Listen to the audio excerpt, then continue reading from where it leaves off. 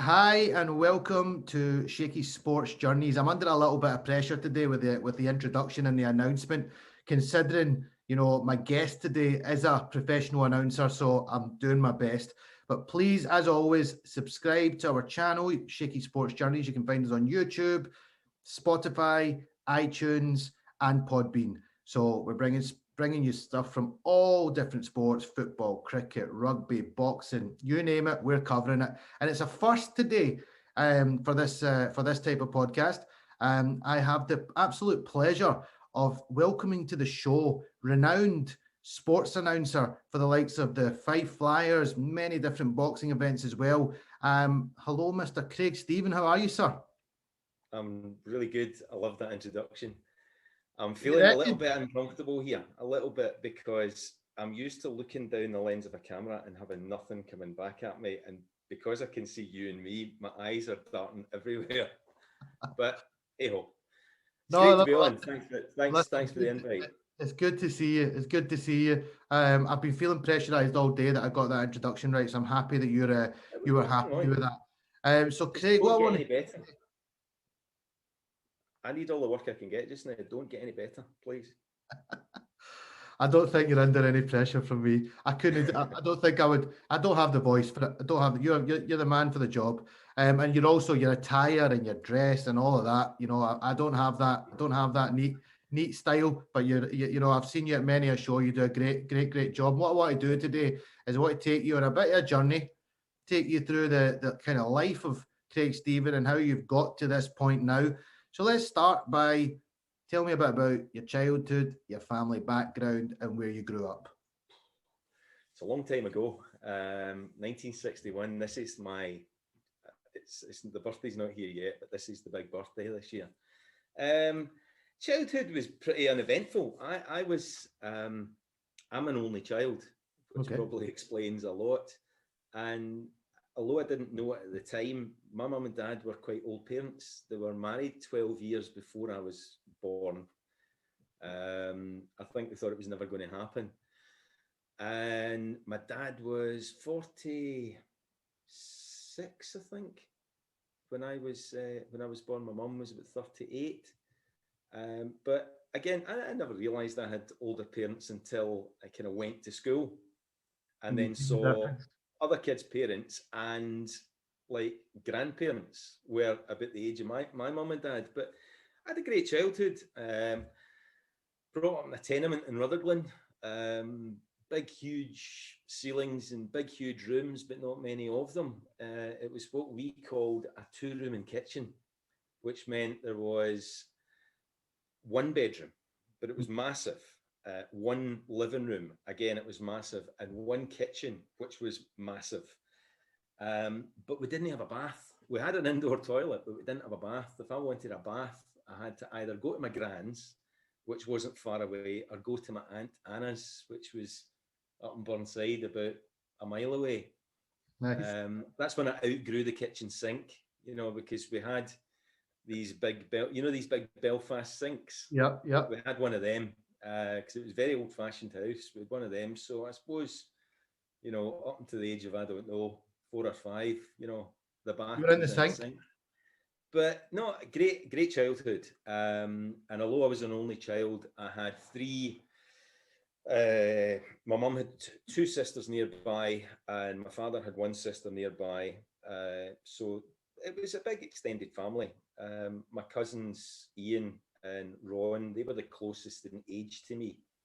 They were both 8, and they lived next door to each other, almost in Burnside. That was my mum's two aunts. They lived just literally across the road. So they were like my brothers, my big brothers growing up, especially Ian. Mhm. He was very much my big brother. And again, there was a huge gap between him and his big sister. He was 8. I think my cousin Carolyn was about 18. Right. And it was the same with Ron's two sisters. They were much older.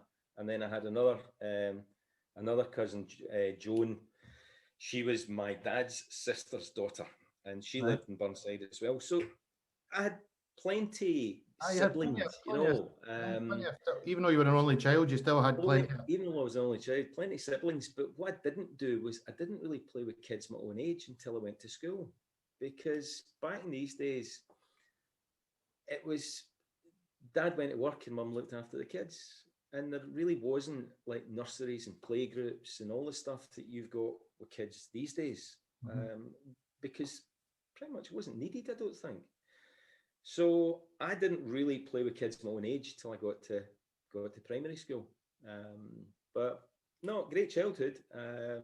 Had great fun. My dad came from a little village on Speyside in the north of Scotland called Craigellachie, which is where my name comes from. And we went there for 3 weeks every summer, just kicked about, because I had other aunts and uncles up there.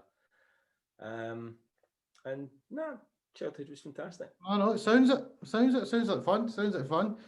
Was there any you went to school then? What was your kind of early interest then? Were you sport? Did you have a sporting interest, or how? What were your keen things to do as you were kind of coming through school and getting into kind of teenage years? Right. Well, sporting interest, no. My dad wasn't into football whatsoever, so therefore I wasn't into football. I couldn't kick a ball to save myself. I was always the one that was putting goals at school. What he did love was speedway. His best mate, who was your Glasgow uncle, as they call it, you know, my Uncle Tommy, he was a former speedway rider, Tommy Miller. And that was the sport that my dad was into. So I was dragged along to speedway. A place called White City, which was near Ibrox, if I remember. It's not there anymore. And then Shawfield and Hampden. I know Shawfield. So we followed the Glasgow Tigers about. But as far as actual physical sport, no, I just didn't really. I was rubbish at all of them. I cycled a lot, you know, I cycled everywhere. But no sporting interest. No sporting interest. No. So you go to school, you know, you come through school. What was your kind of ambitions career-wise? What were you looking to go into? I really didn't know. I wasn't thick at school, but I wasn't a studier. I used to hate studying. I used to always kind of get by in exams without doing much studying, which you can do all the way through primary school and secondary school until you get to kind of fourth year and fifth year, and it matters. So I did my O-levels and they were okay. Stayed on for fifth year. But by that time I was 16, and me and 4 or 5 mates, we got motorbikes at 16. You could get mopeds. Right. This was now 77. And there was 2 mopeds that everybody wanted. One was a Suzuki AP50, and the other was a Yamaha Fizzy, we used to call it, an FS1E. And they were the motorbikes everybody wanted, because it was just like a wee mini motorbike, except it was 50cc and you could drive it at 16. So I was lucky enough, my grandpa, I never knew my father's parents, but my gran and grandpa Heggie, my mum's mum and dad, they were alive right into my teens. My grandpa bought me my Suzuki AP50, and a few of my mates had them as well. And that just absolutely screwed fifth year for me, because we used to turn up in the morning, register, and then we were off on the bikes most of the day. So I didn't do too well in my hires at all, and decided I was going to try and find a job. So I got a job as a, what would you call it? It was like an assistant to the buyer at a hardware cash and carry. Just job centre sent me down, and it was quite close to home. It was within walking distance, and that's what I stayed at. I didn't stay at that. I was there for 4 years, and I was seeing a lot of sales reps that were coming in. I got actually management quite quickly. My boss got a promotion, and rather than fill his role, I'd only been there about a year, and rather than fill his role, he recommended to the general manager that I get his job and he could still mentor me. So it was great. It was quite a boost in salary. I mean, although you'd laugh when you heard what we were paid Oh, back then. different times. Different times. My first wage was 27 quid a week, Oof. but we could do loads with that. Aye, You that's know, I can imagine back then. petrol 27 would take petrol was quite far. 50p a gallon, not 50p a litre. So I stayed there for another 3 years as the buyer, but I was seeing salesmen every day, and they were all coming in with brand new cars, smart suits, didn't look as though they got their hands dirty, and I thought, that's the job for me. I want that job. So I did get one 4 years down the line, a job out on the road. It wasn't as pretty as I thought it looked like, but it was good, and I stuck at that pretty much the rest of my life. Didn't move much. I only worked for two companies out on the road before I decided eventually to go and do my own thing. But it's interesting. Yeah, I can relate to you because I played cricket professionally until about 27, 28. And when I came out of it for the last kind of 10 years, that's what I've been doing. I call it business development, but same thing, sales rep, getting in the car, driving up and down the motorway.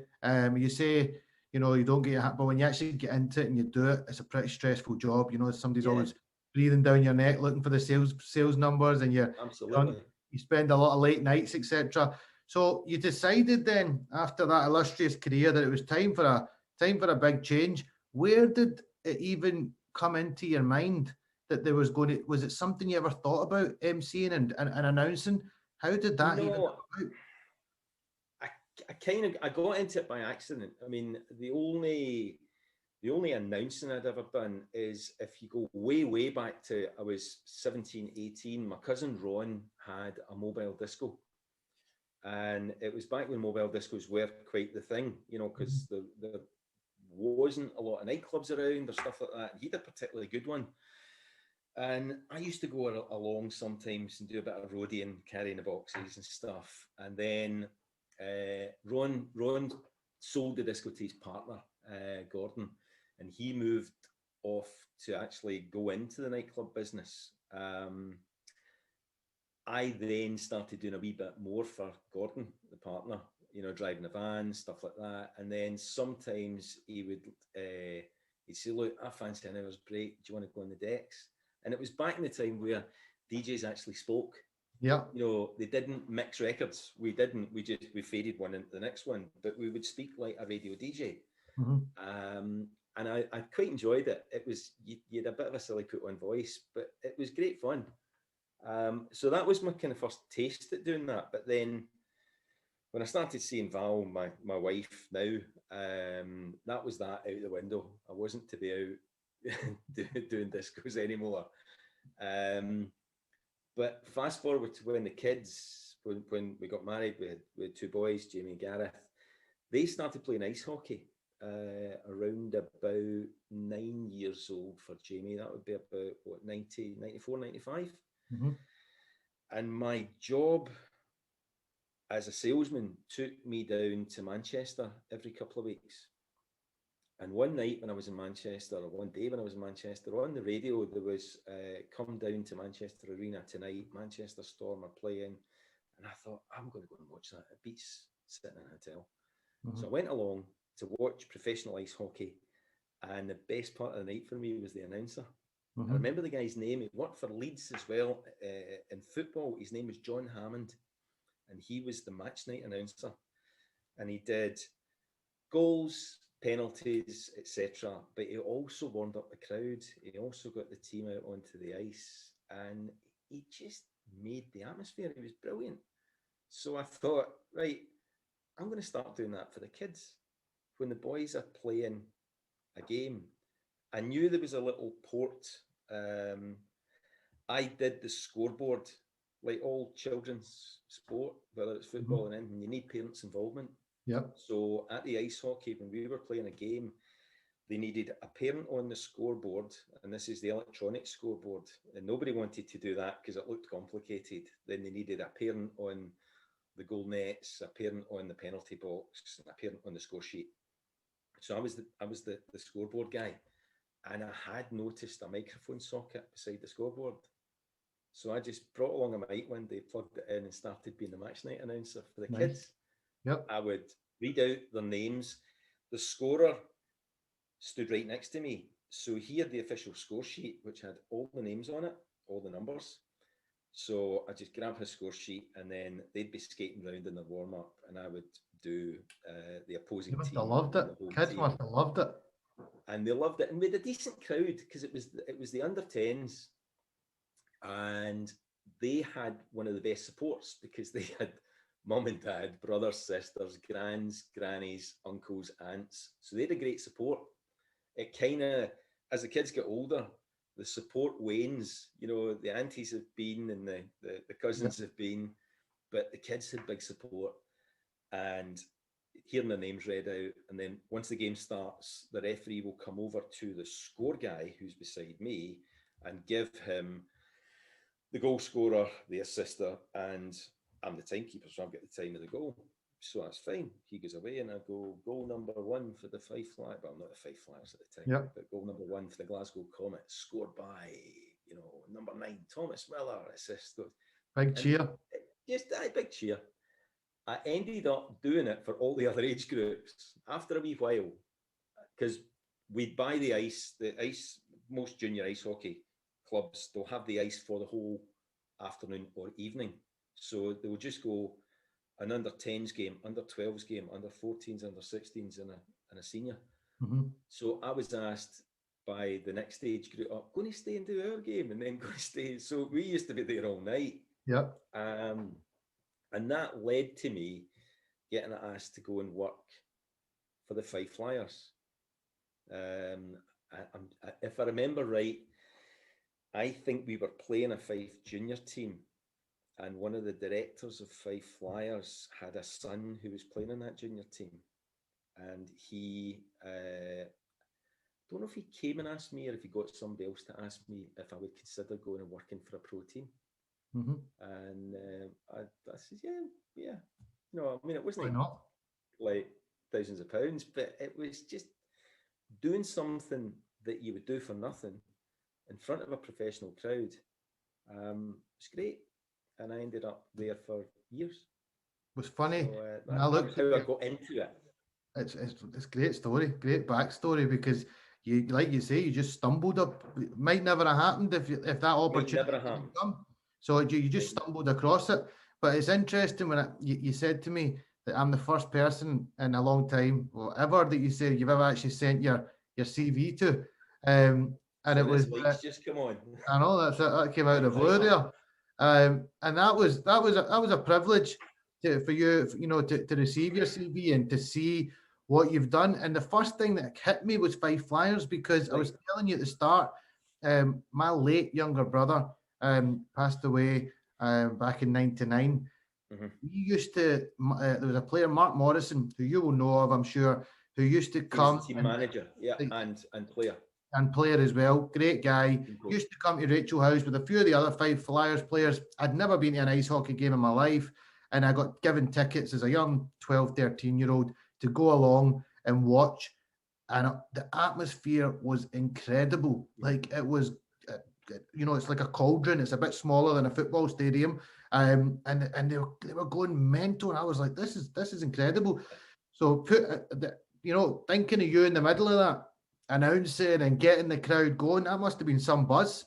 It was great. I mean, I knew the good thing is, because I had been doing it for the kids for 4 or 5 years, I kind of knew my ice hockey by then.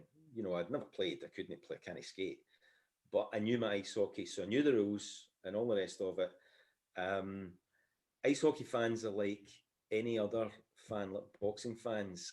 It takes a while for a newbie to get accepted as a proper ice hockey fan. But I wasn't quite a newbie because I knew how ice hockey worked. Yep. And I remember going along for the very first time. They invited me to do a game between, it wasn't a Fife, it was at the Fife Ice Arena, but it wasn't a Fife home game. It was a Scottish Cup between Fife Flyers and Edinburgh Capitals. And I went along to do that game, and the guy who was doing the music beside me, Brian, Brian says, wait to see the crowd when you start to speak. Because Brian knew me from the juniors as well. Wait to see the crowd when you start to speak, because they're all expecting this other guy. And they'll all react. I went, oh, how you go? He says, I'm telling you. So as soon as I started to speak, I could see everybody in front of me. We were in an announcer's box, which was right at the back of the middle of the stands. So I had a crowd all down the front of me. And almost everybody to a man turned around and looked to see who's this voice? Who's this voice? Because it's a new voice. It's somebody they hadn't heard. Yeah. So I was fine. There was nothing untoward, but there was one thing I'd been told to do as a regular thing, and it's more, I think, it's A, for safety, and B, to stop anybody getting sued. Most American rinks have got plexiglass all the way around them, and most modern rinks have got high plexiglass. Fife Ice Arena at the time had no plexiglass. So the boards finished at about mid-waist height. So if the puck was high, it could come out over the boards and into the crowd. All right. So this is a lump of plastic or a lump of rubber, very, very hard lump of rubber. It could be going at 70, 80 miles an hour. It could take your eye out. Mm-hmm. So if ever the puck went over the board, didn't matter where it was, you were to say, ladies and gentlemen, please keep your eye on the puck at all times. Or, ladies and gentlemen, the puck can leave the ice. Please keep your eye on the puck at all times. You were to repeat this, which I did several times. And then in the second period, I can remember that Fife Flyers are on the attack and Edinburgh Capitals on the defence. And Fife had got into their zone, but the Capitals defenceman got his stick under the Flyers player stick and flipped it, and the stick came out of his hands and went over the boards and into the crowd. Yeah. And the referee blew the whistle for a stoppage of play, and I said, ladies and gentlemen, in the interest of safety, please keep your eye on the players' sticks at all times. And the crowd laughed. And I thought nothing of it whatsoever until the very end of the game. And the guy that had asked me to come up, he said, they've never laughed at an announcer ever. You're the first person that's made them laugh. Yep. And I thought, that's it, great, I'll have it. So that was the very end of the 1999 season, and I went there as the announcer at the start of the 2000 season. 9 seasons? Yeah, 3 years. 9 seasons. 9 seasons, and it was thanks to the Fife Flyers that I got into boxing, because if it hadn't been for them, I wouldn't ever have thought of getting into boxing. The guy that ran the security, the stewards, was a guy called Steve McGuire. Yep. And Steve also has an amateur boxing club. Mm-hmm. Now, I would only see Steve, I would see him every night that I was there, but he would only come at the beginning, sort things out. Then he'd go away and do other things because he's got doormen everywhere. And he would normally come back towards the end, maybe the last 20 minutes of the game. And I try to think how long I'd been there, maybe a couple of seasons, 2 seasons or so. And I was there one night. We only nodded at each other. We only said hello. I don't even know if he knew my name. But one night he says, here, announcer guy, I've got a boxing show next Sunday. You could be the announcer. And I said, oh, Stevie, I don't really know much about boxing, because I knew ice hockey rules inside out. I said, Stevie, I don't know much about boxing. He says, you don't need no F all. You're only shouting out a couple of names. And I went, right enough, I suppose so. I said, look, I'll speak to my wife and see what I'm doing next Sunday. He went, if you were doing something next Sunday, you would know already. He says, right, that's it, next Sunday, 12 o'clock, Siswell Club, Glenrothes. I'll pay you. So that was it. I was kind of railroaded. He's not the type of guy you say no to. Doesn't it sound like? I went along to this working men's club in Glenrothes, the Siswell Club. My mate, Brian, who's passed away, who was the sound guy, Brian Preston. Brian lived in Kirkcaldy. I didn't. Fife Flyers is in Kirkcaldy. I live in Glasgow, so I commute every week, the 60 miles and back to Fife. But I told Brian, and he said, I love boxing. He said, pick me up and I'll come with you. So I get Brian, we go to the Sizzle Club, we go in to see what the sound system's like, and the sound system's fine. And it's got a CD player. So Brian said, I've got my music in the car. Why don't I bring the music in and we'll walk all the guys to the ring? I said, fine, okay. So we said to Stevie, and Stevie was like, you do what you want. I'm just paying you to be the announcer. Do what you want. I'm not paying him. You know, he's getting a free ticket to be here. So that's exactly what we did. Brian brought in, and the music we play at ice hockey in between periods, it's all rock and roll kind of stuff. So it's pretty similar to boxing ring walk music. So that's what we did. We introduced all the boxers. I think there was about 14 contests. We introduced them all to the ring. I did the introductions, and it was a great Rest night. is history. I got about 3 or 4 jobs on that day from other clubs who had been there as the opposition, who had boxing shows coming up. The first one was a guy called Rab McEwen, his son Craig, great boxer, and Rab said, I've got a show in Edinburgh in a few weeks' time, but it's a dinner show at night. You need a suit, because I didn't have a suit on for this one. I just was dressed in black, black t-shirt, black jeans, whatever. You got a suit? I said, no, but I can get one. He says, right, I want you to do my show. And it just snowballed from that. Snowballed quite a bit, because we're going to get into the nitty gritty of it now. So you started doing amateur shows 2012. I'm going to mention a chap here. Now, this is how this podcast came about. I just recently done a podcast with Mr. MBE, Tommy Gilmore. You, as well as a few other people in boxing, came across the podcast. Yes. We've engaged with each other. Here we are having a podcast now. When did you meet Mr. Gilmore? Well, you just said 2012 there. I mean, that's a lot of 2002. I said 2002. You went any kind of amateur boxing? It's my hearing. I'm 60 this year. Tommy used to get mentioned to me because most of my announcing was done in the East Coast. There's three divisions in amateur boxing Scotland. There's a Northern District, an Eastern District, and a Western District. So because I started in the East, that's where most of my work was coming from. It was the Eastern District shows. And then eventually I started to get a couple of Western District shows. They had guys over here that were doing it. Mostly they were officials. So the officials would do it for probably nothing. They'd probably do it free. They're going to be there anyway. So I think people were balking at the fact that somebody's going to come along and get paid for it. But what they didn't get was I earned them more money than I made. And I did that first on Stevie's show. Stevie's, when I went in, I was asking all sorts of questions. And one of them was, what happens to all these trophies? And he went, well, what do you mean? They're for the boxers. They're both the same, so it doesn't matter who gets what. Just every boxer gets a trophy.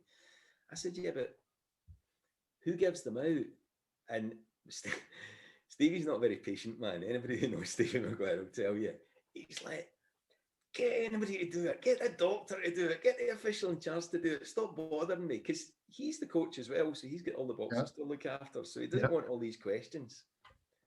So I said, so anybody can do it? He said, anybody can do it. Now, beat it, you know. So I thought, and this is the salesman in you. I thought, we're not giving them away. So we had like an hour before the boxing started, because it was like a pie and a pint, then boxing. It was an afternoon show. So I'm armed with the bout list. And I went onto the microphone and said, ladies and gentlemen, we've got these trophies. Now, this is a club fundraiser. So if anybody would like to sponsor a trophy, we will read out your name at the start, and then we'll get you into the ring to present at the end. We're not looking for a lot of money. The trophies cost £20 each. I had a clue what the trophies cost. The trophies cost £20 each. If we cover the cost, great. If we get more, fantastic. There's hands going up everywhere. Bout number 6, John Smith, is he sponsored? No, he's not. Right, Smith the Butchers, I'll give you 50 quid.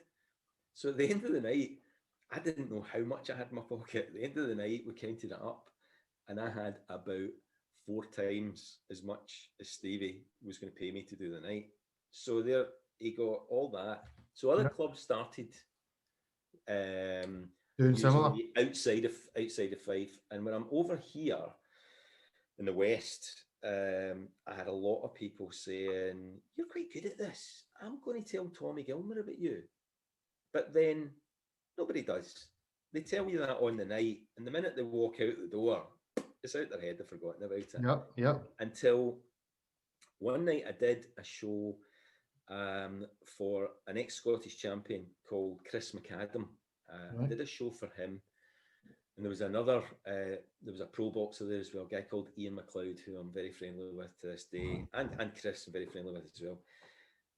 So this was a box-off for the Commonwealth Games, I think in 2000 and... So the 14, 10, it must have been the 2006 Commonwealth Games. And it was a box-off. There was meant to be about 4 bouts where 2 Scottish boxers were boxing for the place. Then there was 4 or 5 other bouts, and the whole card fell apart. It just, for one reason or another, injuries and stuff, the whole card fell apart.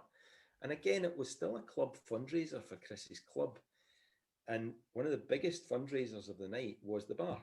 They put the bar in and they get the profits from the bar. So we couldn't have a short night. The night had to go on till about 11:30. And here we're left with 2 fights and 3 exhibitions or something. And Chris is tearing his hair out. And I said, don't worry about it. I'll sort it. Even you're the announcer. I said, it's okay. We'll sort it. We'll stretch it. So the first thing I did was ask the officials. We used to have computer scoring at amateur shows, which looked like little Nintendo keypads, where they press a red button or a blue button, whoever threw the punch. So I asked one of the officials to go through and footer with the cables. And I went into the ring and said, ladies and gentlemen, we're having a little bit of trouble with the computer. Can you please bear with us? We'll play a bit of music. Well, that gave us about an hour delay on the start. So that's an hour done. Yep. And then there was some pro boxers there. They agreed to come in and have a wee couple of words and interview, a couple of pictures. So we could do that in between the contests. And then every single contest, we ring walk these guys like it was a world title fight in Vegas, slow ring walk. And at the end of the day, we had, plus it doesn't matter, at amateur boxing, there's always an interval. It doesn't matter whether you've got 14 contests or 4 contests, there's always a break. Because these guys, and I've got to say this, amateur boxing officials are unpaid volunteers, and they are the lifeblood of the sport. But the one thing they do insist is a wee break, because it's their social time. So that's when we can do things like party games or raffles or auctions or things. So with all this stuff done, the night went through to about 11:30. Everybody had a good time. Everybody went home. And the following day, I'm pushing the trolley through Morrison's. It's probably that long ago, Safeways. I'm pushing the trolley and the phone rings and it's Chris. So, how you doing, Chris? He says, Greg, great job last night. You managed to stretch that night out. Fantastic. I said, no, it's a pleasure. It's what I do. That's what you're paying me for. He said, I'm going to tell Tommy Gilmer about you. And I went, that's good. Thanks very much. That's nice. And loads of people had said that. Nobody ever did. Yeah. And the phone went down. And then 5 minutes later, Chris is on the phone again. Chris, how you doing? What are you doing on Monday? I said, I'm working about Glasgow. Good. Tommy Gilmer's expecting you in his office at the Albany. Doesn't matter what time, just go up. So that was it. He'd followed through. He'd phoned Tommy and said, you've got to listen to this guy. This guy's good at what he does. Give him a chance in the pros. And I went and met Tommy and he said, right, we've got to get you a license because you've got to be licensed to do the pros. So we'll sort out a license. You've got to have a wee interview. And that's how I started with Tommy Gilmer. So it really is. You got the kind of pro opportunity. Somebody putting you in touch with Tommy. And it's interesting from my point of view as well. I'm not going to name too many, but already I've only known Tommy a short time, not anywhere near as long as you've known him. And he's a guy that makes things happen. I can tell how the magic he must have made happen over the years because he's already made magic happen for me with this podcast. I've got some really interesting guests lined up. And it's all down to just, you know, he was willing to just help me. And I just thought, what a genuine top bloke. You don't get many like that are just willing to just help you. But did he then just start opening doors for you? Because obviously he was connected throughout. Yeah, yes and no. I mean, Tommy's a busy guy. He runs or ran at the time the St Andrews Sporting Club, Yeah. the oldest private members boxing club in the world. But he didn't start me in the St Andrews. He started me in a place called the Volunteer Rooms in Irvine, which was a show that he did once a year for a charitable body in Irvine. It could have been a round table or something like that. And they had a charity dinner, charity boxing dinner, and Tommy put on the pro boxing. So that was the one that started me on. And I didn't have my license at the time. Now, you can't do it if you don't have a license. Mm-hmm. But Tommy's got influence. So Tommy had said to the board, look, I need this guy. You don't have a meeting until after my show, but you're going to want to see him at your meeting. You're going to ask him all these questions about, you know, do you know how to do this? Do you know how to do that? So he said, what I'm suggesting is you have him on my show, and that is part of his test. So that was fine. They agreed, like they usually do with Tommy. So I went down and did this, just a little dinner show, four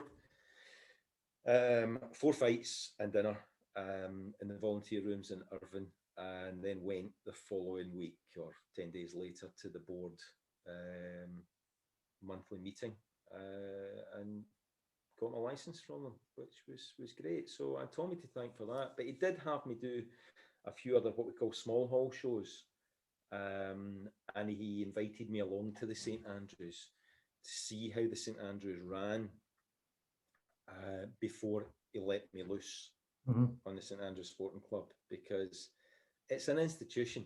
Yeah. And you don't want somebody going into the St Andrews not knowing what they're doing. It's not that I didn't know how to be a ring announcer. It's a little bit different. It's a private members club. Everybody dresses in a dinner suit, from the richest guy to the poorest guy. So, you know, you look around the room and you can't say, oh, like, he's dead important because look, he's got a dinner suit on, because we've all got dinner suits on. The atmosphere's slightly different. It's maybe a little bit more reserved. And Tommy didn't want the ring announcer at the St Andrews to be some big, shouty, demonstrative ring announcer. He wanted, he's very specific idea of what the ring announcer at the St Andrews should be like. So he wanted me to see this before he gave me my first one. And the guy that I was replacing, he was happy because John Coyne was Tommy's Toastmaster. And that's what he does. You know, the guy with the red jacket and the white gloves. And John had stepped in some time earlier because Tommy's previous ring announcer for some reason wasn't there. So John had stepped in, but that wasn't what he wanted to do. You know, he was a Toastmaster, and one of the best Toastmasters you'll ever meet. So it wasn't like I was nicking somebody's job. John would still be there. He would do getting the top table in, all the rest of it. So yeah, I started with Tommy. I can't remember the year. Did I write it down? My year that I started in the St Andrews Sporting Club, and that's it must have been around 206, because you got your license. 2006. You got your license 205, so it must have been around then. And Tommy has since retired from boxing and sold the St Andrews Sporting Club to Ian Wilson, who I still work for. And I pride myself in never having missed a St Andrews Sporting Club event since the day I started.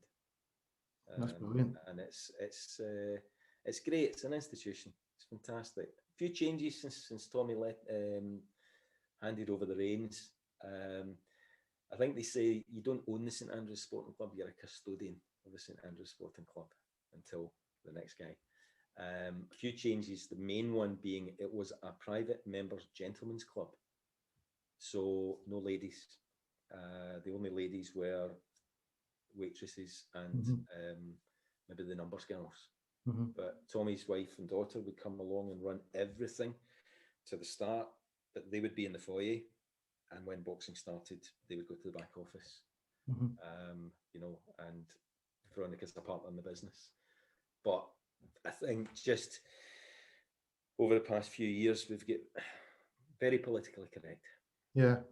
Whether you agree Times with have it or changed. not, Times have things changed have a wee bit. changed. And it really isn't that there are a lot of women come along, but the club is open. We've had some.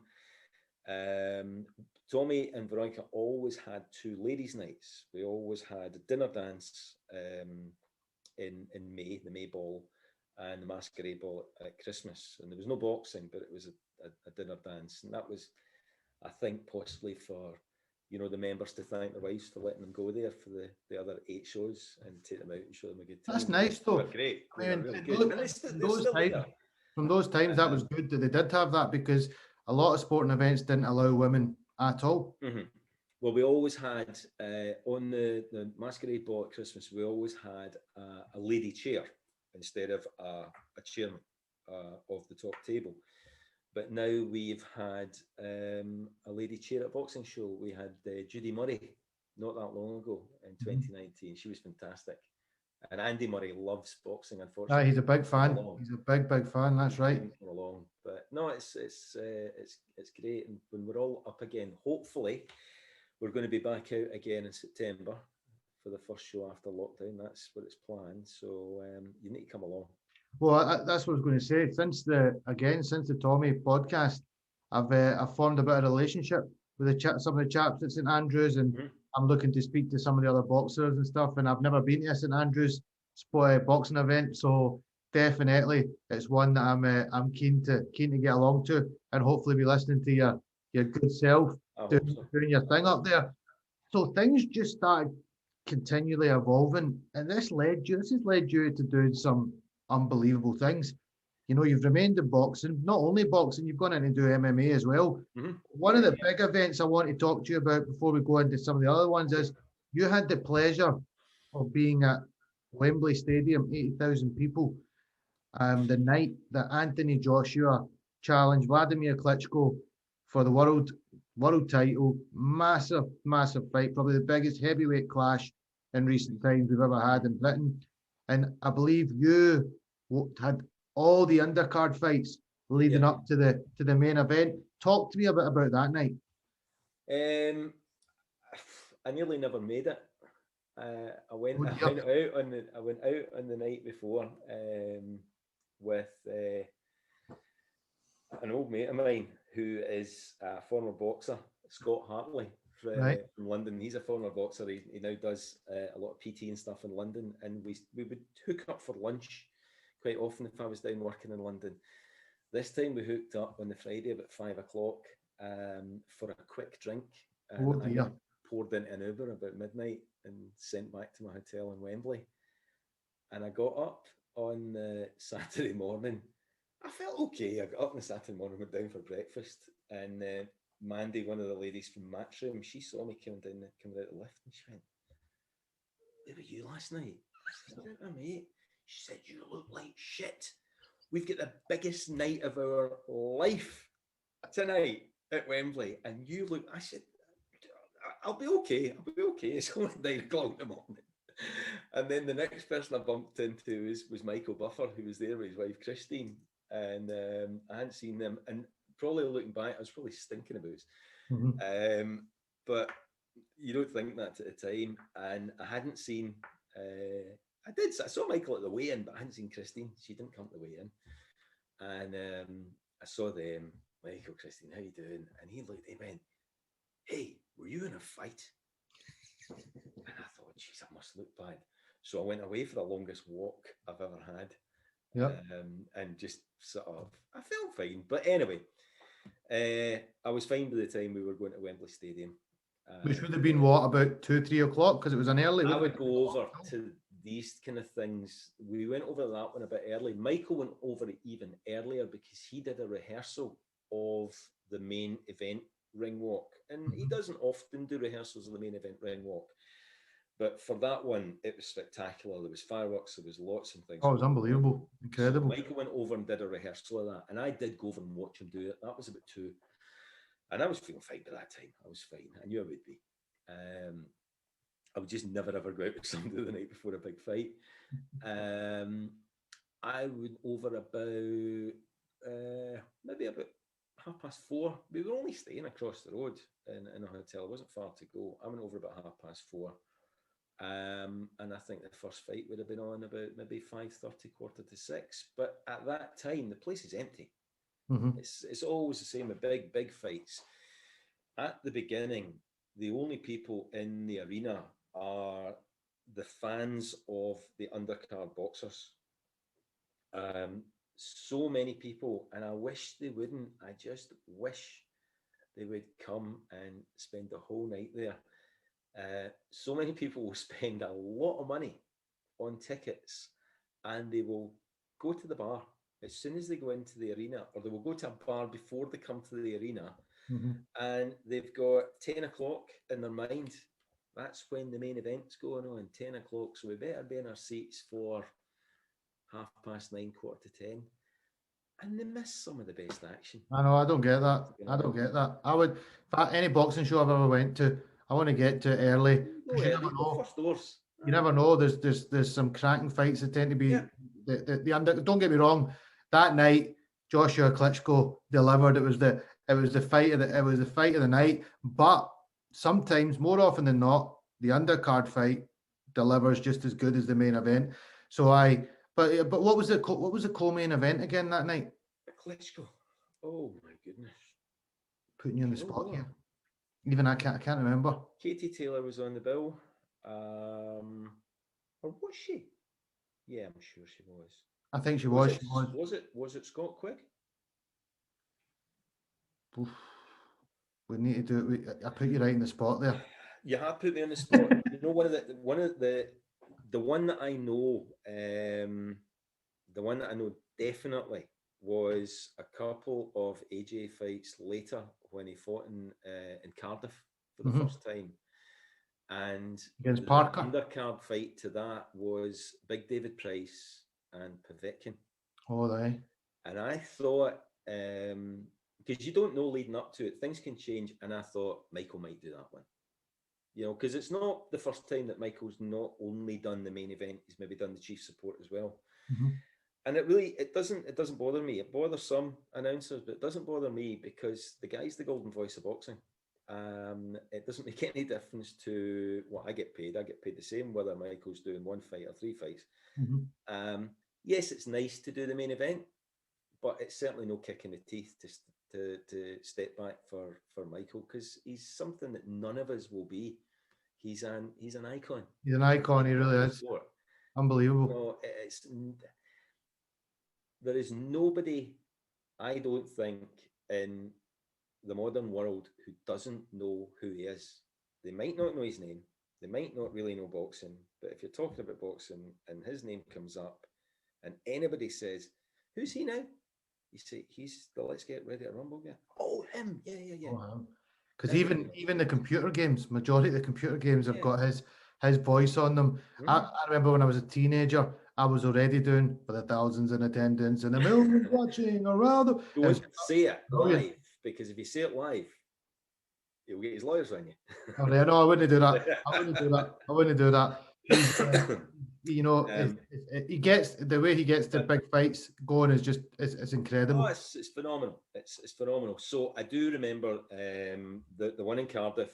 It was definitely Price Povetkin, because I was a little bit surprised that I was doing it. I thought Michael might have done that one as well. And what we did just before Price Povetkin is do you remember the motion picture Creed? Yes. With Tony Bellew. Yep. And then Creed 2 came out, and they were filming Creed 2 at the time, and Michael was the ring announcer for Creed 2. But what they had said, and I got this thrown on me literally at 5 o'clock at night when I got to the event. Somebody from Matchroom introduced me to this crew, and what they were doing, they were filming crowd scenes for Creed 2. So they had this big contraption. It was like was a big tripod with a big pole, and on the pole was this big array of cameras. I don't know how many, there were at all angles. It's just a big cylindrical thing with cameras all round it, facing in all sorts of different, there was maybe like 5 banks of cameras, and this was like 360 degrees. That got set up in the middle of the ring, and it literally filmed the whole arena 360. And what I had to do as late as possible, because we've talked about the crowds filling up, so as late as possible, I had to go in and try and do 5 or 6 minutes of warm up with the crowd to get them to cheer, to get them to boo, to get them to jump out their seats. And I'm like, it's hard to instruct people what to do. People do what they want, right? I've heard announcers saying, "Ladies and gentlemen, make some noise," and there's not a lot of noise. And the same announcer will then said, "You didn't hear me. I said, make some noise." What would you do if somebody spoke to you like that? I'd be like, I'll make some I'd noise. sit in my hands. Aye. When it's time, I need something to shout about. I'd go, "Who are you telling to make some noise?" Yeah. So you've got to ask them to make some noise, not tell them to make some noise. So I went in, and it was just before Price Pavitkin. And we had television are going nuts because they've got schedules. So we've got a commercial break to do this in. We've got to get the thing set up, and we've got to get the crowd spoken to. So as soon as they started setting up, I spoke to the crowd, and fortunately they heard me, because they were getting big by that time, and they were getting noisy, and it's a huge arena. And I said, "We're doing Creed, we're trying to do some crowd scenes, you're all extras, so can you help me out?" And the best thing I could do is throw out some names at you and see how you react. So let's start with, and I picked Carl Froch was on commentary. Yeah. And I said, here we are from Nottingham, the Cobra. Carl Froch, and they booed Carl Froch, which was great because we need boos and we need cheers. And then picked a few other people ringside, and Buffer even was ringside. He'd come. Sometimes Michael doesn't come to the last minute, but other times he wants to watch. He can watch the fights backstage because the big screen's everywhere. But sometimes he wants to come and watch them live at ringside. So he'd wanted to watch Price and Pavitkin, and he was already there. So we introduced Michael. He got a great big cheer, and we just did this as long as we could. And the crowd were getting, it was good fun. So they were getting into it. The longer it went, the more they were getting into it. So it was at that point I could say to them, the producers would love a big cheer with everybody jumping up. So can we try, 1, 2, 3, and it worked. And I watched. It's late to you though, because that was something that you just had to do off the cuff. It was, but I mean, there's no announcing in the world that isn't. Is that the skill of doing announcing? It's you need to adjust sometimes for what the crowd wants. Yeah, I would think so. But I think you've also got to. I had great grounding at the Fife Ice Arena because the Fife fans, they've all been hockey fans all their life. I mean, there's generations of hockey fans in there. They're not going to perform like sales. When you say, make some noise for the Fife Flyers, you'd probably get somebody shouting back at you, "Yeah, I'll decide whether I'm going to make some noise for the Fife Flyers." So I learned early on, don't tell people what to do. Ask them and cajole them. And a lot of times a good ring announcer should be able to develop an atmosphere just literally with the tone of his voice, with the tone of what's being said. You don't really even need to hear the actual words. You build up things with just the timbre of your voice. Get louder and louder and louder. From Liverpool, England, David Price. And whether you're hearing the actual words, you hear the noise, and if you're up for it, you'll go along with it. Yeah. You basically form a relationship from the Yeah, moment. You have to. You need to connect with the punters in the crowd, and it's a real skill. It's a real skill because like you say, if you sometimes you've heard announcers saying, "Let's make some noise," and it's just nothing, tumbleweed. so that would be pretty off-putting if you didn't now know how to. You'd be like thinking, "Oh shit, what am I going to say now?" But you've learned the art of kind of along the way of how you ask people for stuff. The thing is, I when I started doing this, there really wasn't in my knowledge a lot of ring announcers about, and now there seems to be loads of guys, whether it's social media or not, I'm not sure. There seems to be loads of guys who want to be ring announcers, so they actually set out to be ring announcers. Where I think most of us never ever set out to be a ring announcer. I mean, Michael wasn't a ring announcer till he was about 40. Jimmy Lennon Jr. is probably only a ring announcer because his old man, Jimmy Lennon Sr., was a ring announcer, so he was always in it. But a lot of guys, John McDonald, who does the darts? Yeah. John was a ringside photographer. That's All what he right. Okay. was. And one night, the ring announcer never turned up. And it's like, who'll do it? And John said, I'll do it, If that ring announcer had never turned up, John might have still been taking photographs. Who knows?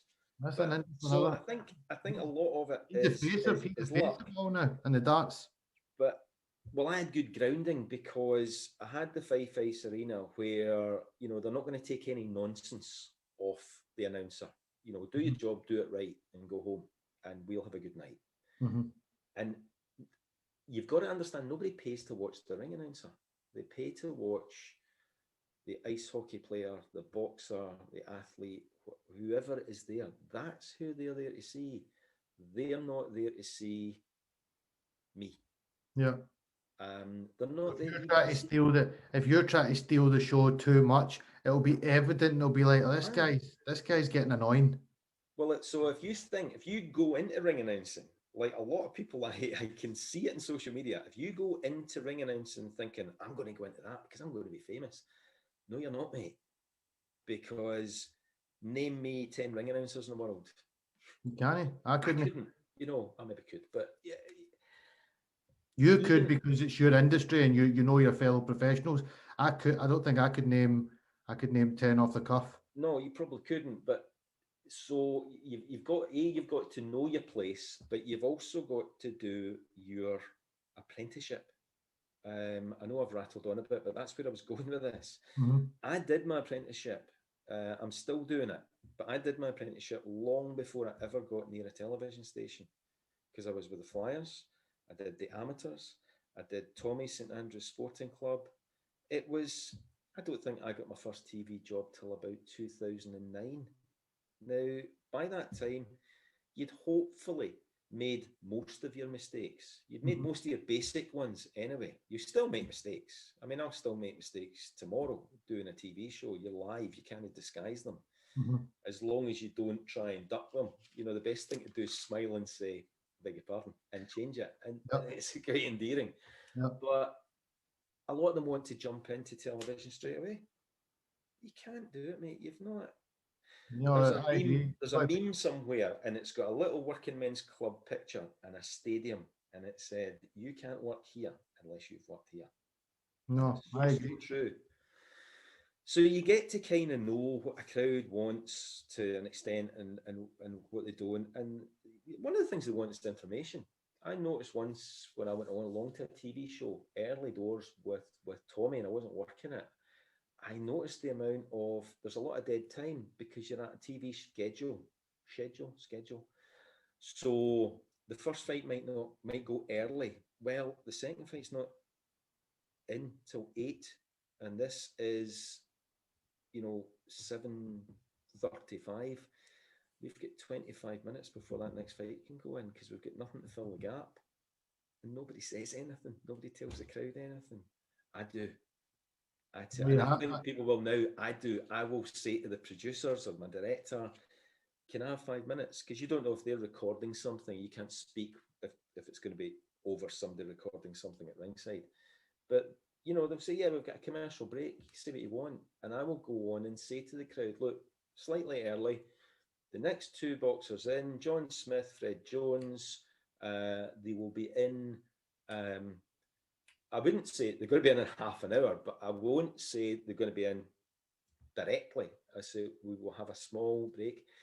And as long as you're telling them something, They don't get fit. they're happy. It's better that, Yeah. you know, because if you don't tell them anything, they're just going to go, What's going on here? what's going on? So even doing silly things like that, or silly things like that, even doing things like that, you kind of get the crowd on your side. I hope you do anyway. No, I think it's wise without going into too much detail. Just be simple things like that.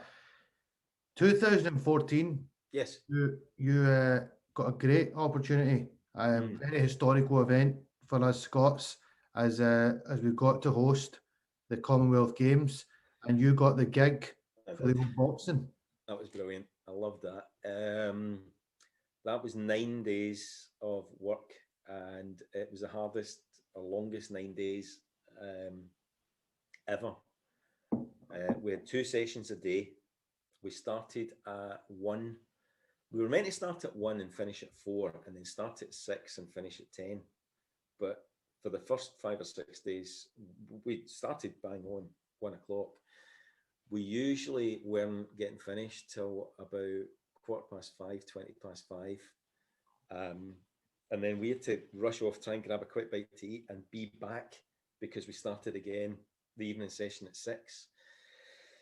And then it might finish at 10:30, 11:15. I had to grab the following day's draw before I left, get home, get to bed, get up, do some paperwork for the next day, and then get in the train and get back to the SECC and do it all over again. But I tell you what, I would do it again tomorrow. It was fantastic. What a great atmosphere, Commonwealth Games. I attended one day, and it was non-stop. One fight would finish. Yep. You were saying before we started, how many fights was it in total?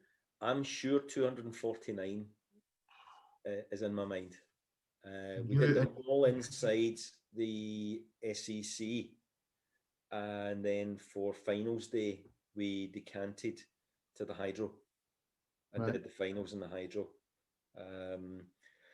But 249, I'm sure it was 249 contests.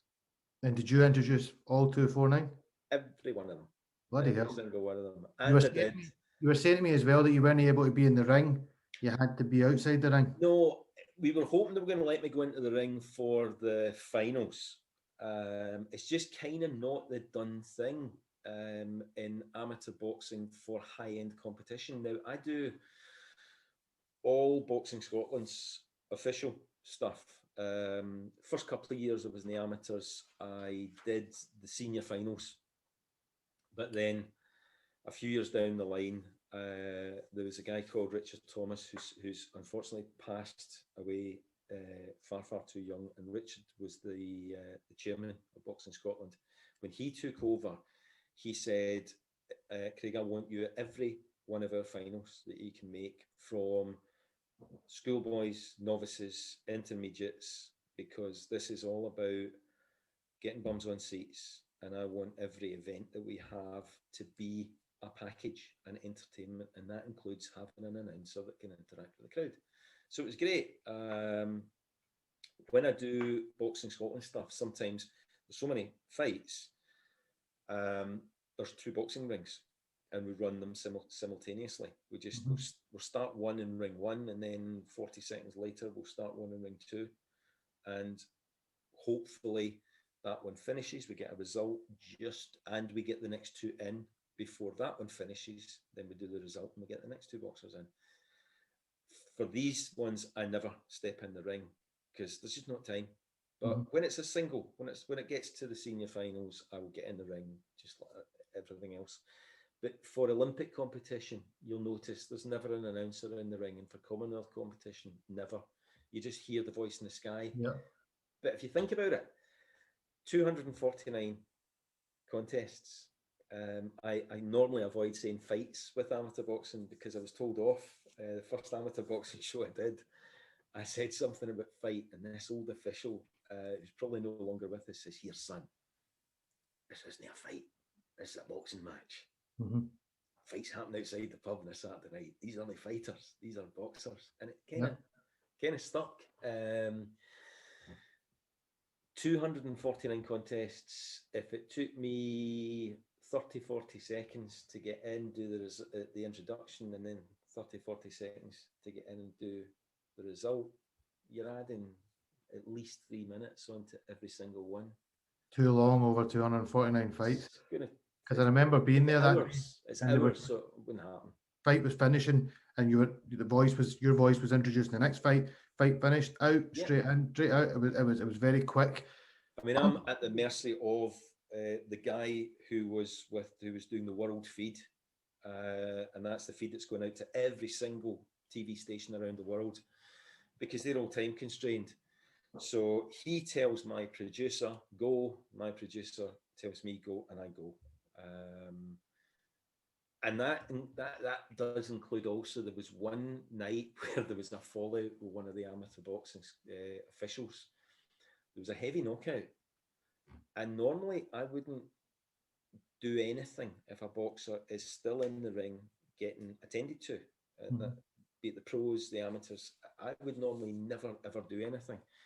And I said there was a heavy knockout, and I said to my producer, who's sitting next to me, but he's in touch with the head producer.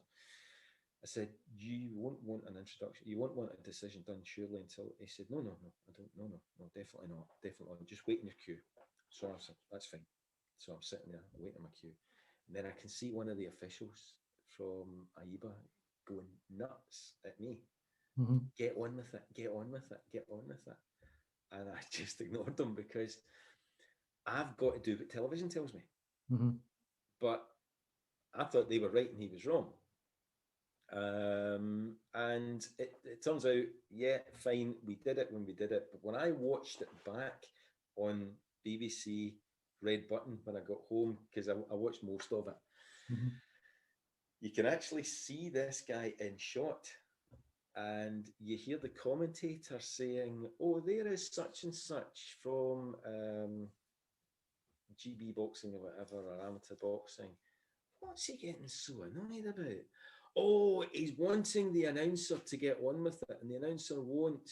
And I was raging at that, raging. I went in the following day and found the BBC commentator that said it, and it had to explain to him why, because it made it look to me that I wasn't doing. You weren't doing it properly. You'd been told. And that really means something to me. Yeah, I can understand that. I was doing it properly, in my opinion. This guy wasn't, but hey, it was still great experience. Must have been unbelievable to be part of it. I bet you needed a couple of days rest after the 9 days of doing that. It was I did. We had one day off between the 9 days, and I think I had my day's rest then, because the day after, I think it was still party time in Glasgow. Aye, 100%. Wanted to go out. So you've gone on. I mean, you've done so much. Looking at your CV in particular, there was so much on it. But you've been at shows like Bellator. You've done the virtual IBF awards. You've hosted that. You've worked for Haymaker Promotions.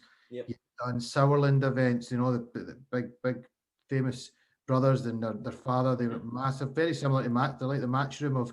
The Matchroom of Germany. Aye, that's right. I mean, they've got a great announcer. They've got a guy called Tuka Koistinen, and anytime I've worked for them, I have been standing in for Tuka. It's because he's had a schedule conflict. Okay. But it's great. It's great to work in another country for other people. You find that you're a wee bit more under pressure because of the Scottish accent, or do you? No, not at all. Not at all. I always think of myself as,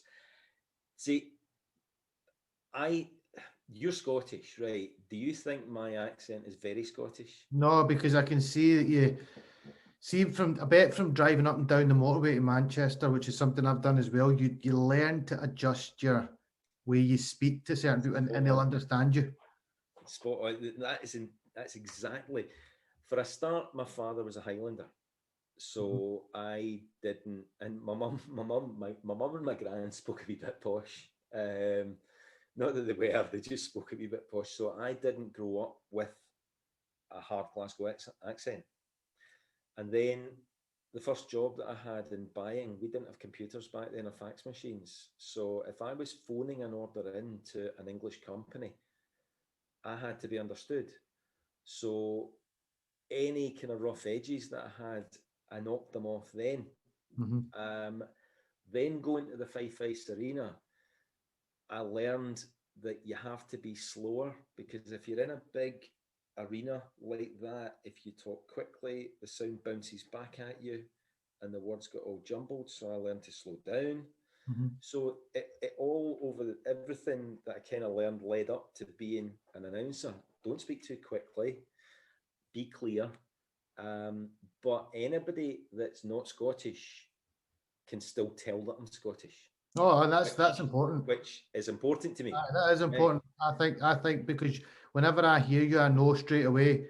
When I've heard you announcing at events, I know straight away that who you are, because you put that Scottish accent on the map on a lot of these big shows, because you don't hear a Scottish accent too often at a lot of announcer position and a lot of announcements. So I think it's great. Don't ever lose the accent, but I think it's important, obviously, that you're able to be understood worldwide, or you might not get that much work. No, I don't think it stopped me getting work, to be honest. It took me a long, long time. The fact that I was based in Scotland took me a long, long time to get TV work, because most of the main promoters did not come up to Scotland, so they didn't see me. I said to you when I said, do you want a CV? Because I do have one, although I had to fill it in a fair wee bit. But I've never ever had to send it anywhere, because I've never asked for work except once. And when David Hay, I would never ever ask for another announcer's job. It's just a thing. I used to come back from doing small hall shows, amateur shows and the like, and I'd turn on Sky for that night and I would watch several people, not John McDonald, I've got to say, because John's a mate and I do respect what John does, but I've watched some announcers and think, I did a better job than that tonight in front of 500 people in the sizzle. But I would never ever have approached the boss. Never. It's just not my thing. So if somebody had approached me, that's a different matter. And it has happened several times. So it stopped me. The only person I approached, or the first person I approached, was Haymaker Promotions. They got a deal with Setanta Sports way back in 2009. Now, here's a new promoter. He doesn't have a ring announcer. So that's fair game. So I made a phone call to somebody that I knew was involved with them, a guy called Dave Caldwell. Dave remembered me, straight away. I got Dave's number, probably got it off Tommy Gilmer. I phoned him, told him my name, and he's like, I don't know, mate. Oh, yeah. I've seen you at the St Andrews Sporting Club. Dave was head of boxing for Haymaker. And he said, have you got anything? And I said, well, I've got tapes and stuff like that from handheld cameras. I said, but I've got a DVD from Grampian Television. I had done a fight for Lee McAllister in Aberdeen and it was shown on Grampian, so it's good quality TV. I can send you that. He said, send it down to me and I'll show it to David and Adam Booth, because we haven't got a ring announcer yet. I'll show it to David and Adam Booth and we'll come back to you. And he did, fair play to him. He came back to me a couple of weeks later and said, right, we want you for the first show. Nice. And it was a Scottish boxer called, oh my goodness, kill me for this. It was Jamie Coyle, a Stirling boxer who now runs an amateur boxing club. And he was fighting Ryan Rhodes, British champion. Yep, Sheffield boy. And that was my first proper TV show. And when I got there, I was talking to Dave, and he said David Hay at that time had been training in Northern Cyprus with Adam Booth, and he said the funniest thing was we picked up David a few weeks ago. We picked him up from the airport. We picked him up in a limo, and the limo had a DVD in it. So I'd said, that guy I was talking to you about, I've got his DVD here. Do you want to see him? David said, yeah, stick it in. So they stuck in this, and I come on, and David Hayes said, "He's got a kilt on," because I was in Aberdeen at a Lee McAllister fight, doing it in a kilt. Yeah. And Dave Caldwell said, "He might have a kilt on there, but he won't have a kilt on in your show. Just listen to the guy. Do you want him?" Yeah. And I got that job. Unfortunately, Satanta ceased trading That's right. a few months down the line, so the job wasn't like there for long. But it did kind of put me into the eye of a few more people. You are the promoters. You've worked with. Got some work from Frank Maloney. Got some work from Frank Maloney. The only promoter that knew me, because he was a very good friend of Tommy's, was Barry Hearn. And of course, I couldn't do anything for Barry because Barry had John McDonald. Yeah. And John was, the announcer in the UK at the time. If John had ever not been able to make it, I'm sure Barry would have used me. In fact, Barry did. He did get me to do a show. He got me to do a Sky show, and the Sky producer vetoed it at the last minute. John was doing darts, and I was going to do my first Sky show up here in Scotland. And I think 2 days to go, I think the Sky producer has seen a different name down as ring announcer. And he's not with Sky anymore, the guy. But he had said, "No, we're not using him because I don't know him. He's not tried, he's not tested, I'm not putting him in a Sky show." Mm-hmm. So it was one of these things. And I'm saying, it was really disappointing. And to be fair, Barry gave me a job on that night in the Sky show because there was a Polish boxer. He used to have Albert Sosnowski, and Albert's fights were only recorded for Polish television. So Barry said to Tommy, "Tell Craig we still want him to do a Sosnowski fight, and by doing a Sosnowski fight, the Sky producer will see him working." Mm-hmm. And so I think that, which was great because they could have easily said no. Sky said no, but they didn't. So fair play to Tommy and to Barry. That's what. And then I got Sky with Frank Maloney around about 2012, and did quite a lot with Frank, and that got me known with other people. Then I went on to doing stuff with Matchroom around about 2015, and did more and more with them. No, you've just all one comes from the other. Computer game. There's a computer game coming up. There is a computer game coming up. I'm glad you mentioned that. Yeah. It's the first computer game since EA Sports brought out Fight Night, which I think is about 10 years ago. Now, I never played computer games, but that was the boxing game of its time.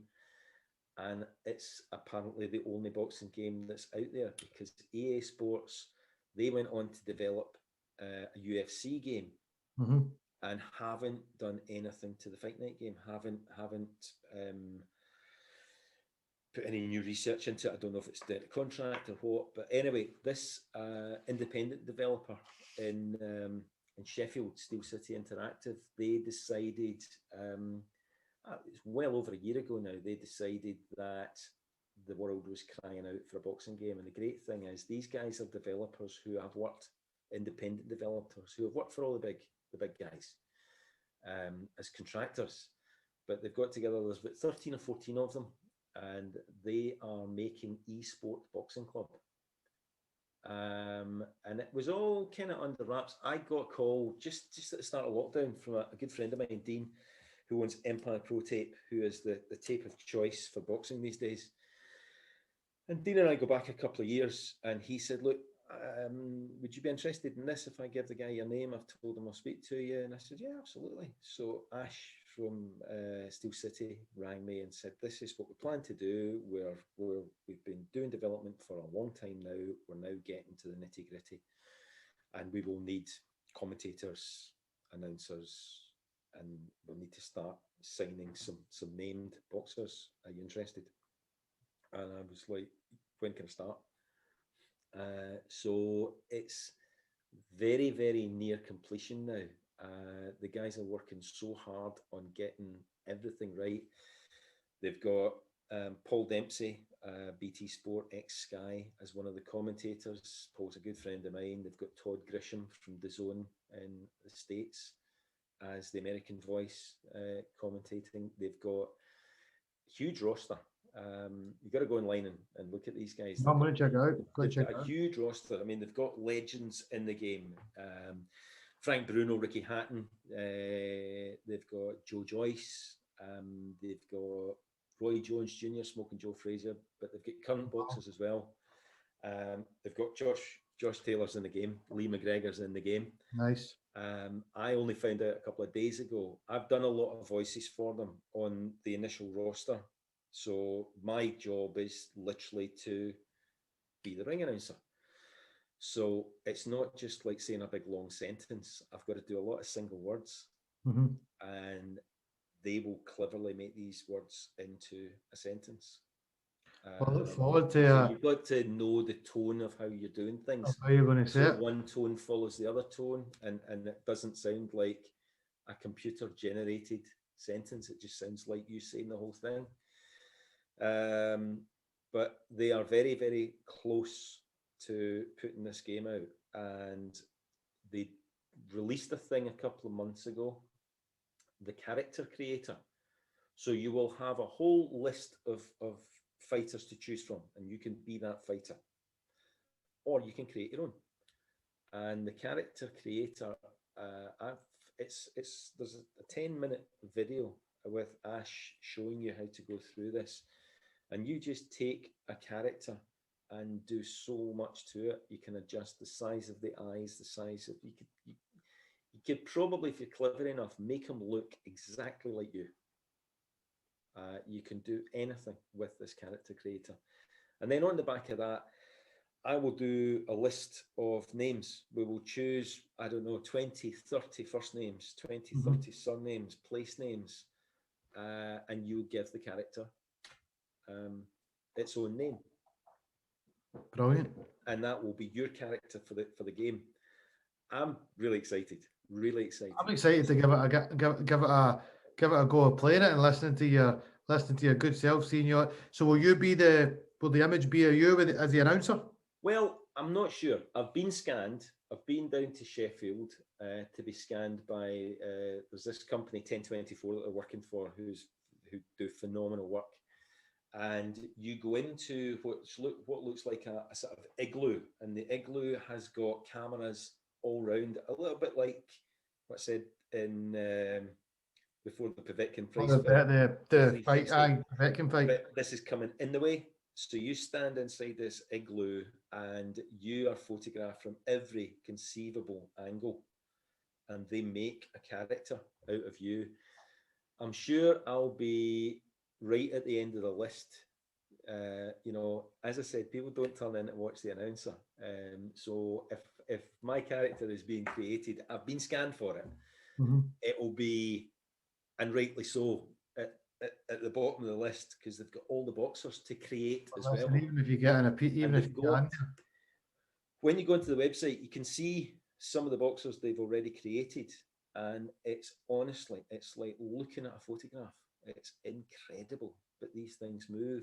I know that they've got some boxers doing actions with the suits that are completely, I'm not technical, do you know what I mean? The suit has got probes all over it, so that they can get the actions. They've got Ryan Rhodes is their technical consultant, so Ryan is letting them know how it's not just about the boxer punches the other guy and there's a big spray of water. It's about how the other guy's face will react to that punch. So they are trying to make this the most realistic boxing game ever, and I'm really excited about it. And I know it's something amazing. The boxing world, it's getting a lot of traction now in social media. Boxing world are very, very excited. So hopefully it'll be out soon. I'm sure your grandkids will be proud of you for that, for making a computer game. But you touched on Bellator. That's one of the few good things for me that have come out of lockdown. Had it not been for lockdown, I probably would never have got to work for Bellator, because they've got a guy in the States, but the international travel meant that if he was coming over to Europe, he would have to quarantine for 14 days when he got here, Mm-hmm. then another 14 days when he got back. So I got a call to ask if I would do Europe for them. And yeah, I jumped at it. I'd never really done cage before. And I did warn them that I'd probably slip up and say the word ring once or twice, which I did. But so I owe somebody a beer. We might see you do some future cage stuff, and yes, I just don't know. I would love to. They were a delight to work for. One of the most professional organisations. The amount of things that they give me. BoxRec is my go-to for boxing, and there are some in the MMA world, but nothing quite as good as BoxRec. However, I don't need that because they furnish me with everything. They give me all the stats. They even, a couple of days before the contest, I get voice messages from each fighter saying his hometown and his name in his own tongue. So I don't need to go and, because that's really one thing that's very big with me. That's really good for the pronunciation. Pronunciation. You know, if you can't get somebody's name right, I get called Stevens a lot. My name's Stephen. And it grates on you because it's not your name. So you imagine somebody having their name mispronounced. Trust me, worst thing in the world. Having a name Kasim, which starts with a Q, trust me, I've been called all sorts through the years. Yeah. Quasim, Sheik. So I know the feeling, but I'm sure you would get my name right I would definitely would. I definitely would. But if I didn't know it, I would ask you first. Well, that's the best. That was one of the things with the Commonwealth Games. I had 2 days of 2 days of rehearsals, which they didn't need me for a lot of, and I spent all the spare time I had seeking out boxers. The ones that you're probably looking at and thinking, "Oh bloody hell!" I mean, some of the African names do not sound like how we would read these letters together, and I found them all over the time, and I would write them down phonetically, just as it sounds in my head. And they'd see me writing it, and sometimes they'd go, no, not spelled like that. And I would say, no, please, just so tell me again, and write it down. And then I'd repeat it as it said there. And they were like, fantastic, great. So I became known in the African crew as the white guy who can pronounce their names. And it's because most people might not have the time to ask, or might not have the inclination to ask. They just say what's in front of them. And it's important. Listen, it's been a pleasure. My pleasure. It's to sit and talk to you. You could probably, that's the thing with the chaps like yourself, Tommy. You've all been around the sport for so long. You could probably there's so many stories that you could tell. But there's one thing I really want you to do, and that's to finish us off today with your very own announcement for the podcast. Right. Well, I thought you might ask this, right? Because I'm not that good. I thought you might ask that, so I scribbled down a couple of things. So I'm going to take my glasses off just in case you use that, because I don't normally wear my glasses. I write very big when I'm in the boxing ring, so I can see. Right. Let me get this right in my head.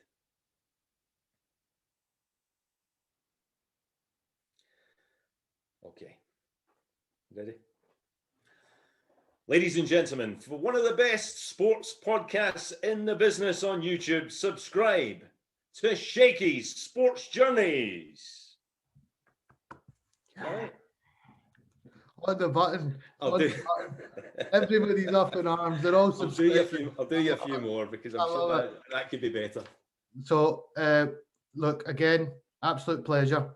It's been great. Thank you. It's been interesting for me because speaking to a sports announcer, I never would have thought some of the things you've talked about. We don't think about that as, people coming to events. A lot of the stuff you've talked about has been the stuff in the lead up. I like the way that you think outside the box quite a lot of the time and get, try different things. Yeah. And I think it's not just a matter of going and standing in the middle of the ring and saying blah, blah, blah, blah, blah. There's a lot of thinking that goes into it. And I like the way you're very diverse and you've learned how to Cheers. become better at your craft. Stay on for a second and I'll chat to you, but I really appreciate you coming on. Thank you. Thanks for having me. Thanks. It's a pleasure.